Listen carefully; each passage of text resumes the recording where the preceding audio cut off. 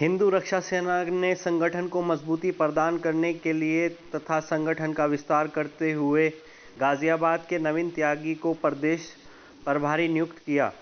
ये नियुक्ति हिंदू रक्षा सेना के राष्ट्रीय अध्यक्ष महामंडलेश्वर स्वामी प्रबोधानंद गिरी ने की।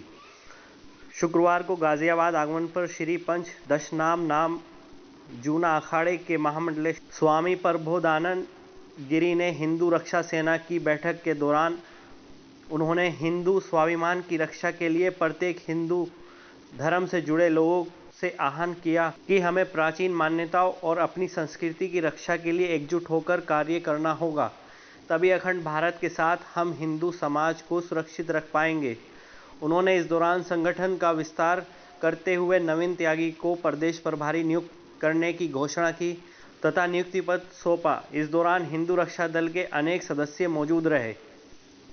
ठीक ठाक से गुरुजी, देश में प्रदेश में कोरोना का कोहराम है, ठीक है, और जनता की कहीं भी जा रहे हैं, सुनवाई नहीं हो रही है। जनता कहाँ जाए?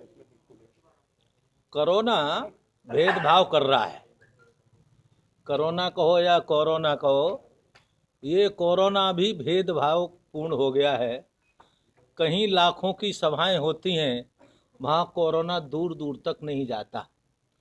कहीं नेता खुलेआम घूमते हैं, उनके पास भी कोरोना नहीं जाता। और कोरोना कहाँ जाता है? सबसे पहले मंदिर में चला जाता है कोरोना, मंदिरों में चला जाता है। सबसे पहले धार्मिक काम हिंदू समाज करता है, वहाँ पर चला जाता है कोरोना। अर्थात सरकार उनको पूरा फोकस करती है, नहीं करना नहीं करना। आपको मालूम है, कुंभ मेले को भी नाम मात्र का मेला पूरा करके छोड़ा गया और लाखों की सभाएं होती नहीं। तो कोरोना कैसा कोरोना है, बात हमें समझ में नहीं आती। ये जनमानस के साथ वास्तव में अत्याचार हो रहा है, अनाचार हो रहा है। मैं व्यक्तिगत रूप से इसके सख्त विरोधी हूँ। एक बात तो ये, दूसरी बात ये है कि कोरोना की वैक्सीन बनी, तो ये वैक्सीन किस लिए बनी? योगी जी को तो मैं धन्यवाद देता हूँ, उन्होंने सबसे पहले स्वीकार उस प्रारंभ किया है कि 1 मई से सभी को कोरोना की वैक्सीन लगेगी। तो मैं वास्तव में योगी सरकार को बहुत बहुत धन्यवाद दूंगा। लेकिन भारत सरकारें, बाकी सरकारें क्या कर रही हैं? अभी तक कोरोना वैक्सीन जब करोड़ों की मात्रा में भारत में बन रही है, तो उसे विदेश में भेजने की क्या जरूरत है?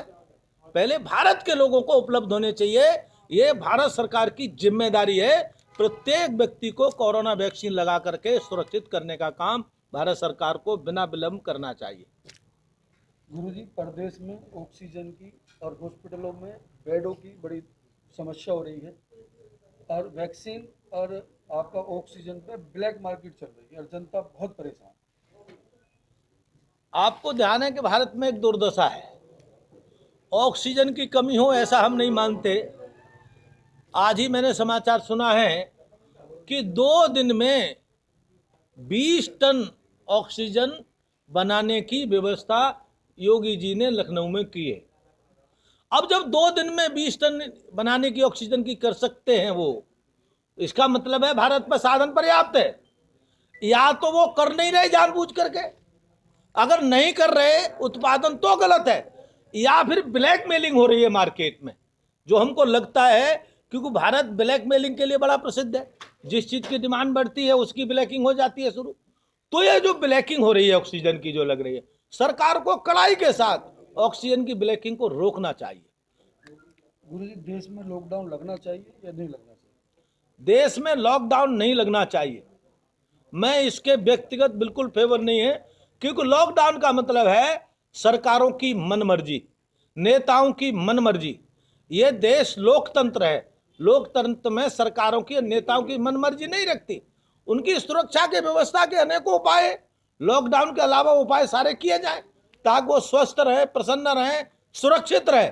लेकिन लॉकडाउन के अलावा उपाय करना चाहिए, क्योंकि लोगों को पता नहीं है, गरीब के घर में रोटी खाने को भी नहीं होता। जो सरकार बांटती है उसमें बंदर बांट हो जाता है गरीबों के नाम पर, गरीब को पहुंचता ही नहीं, आप सब जानते हैं। तो इसीलिए लॉकडाउन करने का मतलब है मध्यम वर्ग और गरीब के साथ अत्याचार करना। इसको सरकार को नहीं करना चाहिए। अन्य उपाय इसके बारे में विचार करना चाहिए। कोरोना के लिए गुरुजी जनता से क्या अपील करना चाहेंगे? कोरोना से कैसे बचाव किया जाए?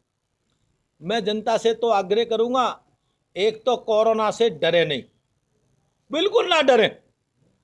ये पुरानी बीमारी है, पुरानी पुस्तकों में भी है। ये खांसी जुकाम जो बिगड़ता आता है वो पोइसन की है, उसका नाम कोरोना दे दिया गया है। हमारे यहाँ देसी उपाय बहुत हैं और उन उपायों को प्रयोग करना चाहिए, जैसे तुलसी का काढ़ा है और नींबू अजवाइन का काढ़ा चाय है, अदरक है, गर्म पानी का अधिक सेवन है। जब कफ बढ़ता है आयुर्वेद में, और ये कफ का ही लक्षण इसमें दिखाई देता है। इस कोरोना में जो बीमारी है कफ की बीमारी है, और कफ का संबंध गर्म पानी से होता है। गर्म पानी जितना अधिक पिएंगे, जितना गर्म पानी का सेवन करेंगे, तो आप सुरक्षित रहेंगे। ऐसे बहुत लोग स्वस्थ हो गए, सुरक्षित हो गए। तो मैं देश की जनता से यही करूँगा और निवेदन करूँगा, अपने घर को बचाने के लिए और अपने को बचाने के लिए थोड़ी सी अपनी दिनचर्या को सही करें। दूसरी बात है, भारत में जो व्यवस्था है उसके अंदर सुबह जल्दी उठना है। ये जो हम देर से उठते हैं इसके कारण से कब ज़्यादा बढ़ता है। और ये प्रयास करेंगे, अगर हम सूर्योदय की बेला में अगर चारपाई छोड़ने की आदत डालेंगे और गर्म पानी कुछ ऐसे 2-4 आप देसी काम करेंगे, तो आपको कोरोना वैक्सीन लेने की भी जरूरत नहीं पड़ेगी, आपको दवा की भी जरूरत नहीं पड़ेगी। आप सब स्वस्थ हो जाएंगे, भगवान का ध्यान करके, भगवान का भजन करके, भगवान का नाम करके। ये देसी उपायों पर विशेष जोर देना चाहिए। जी धन्यवाद।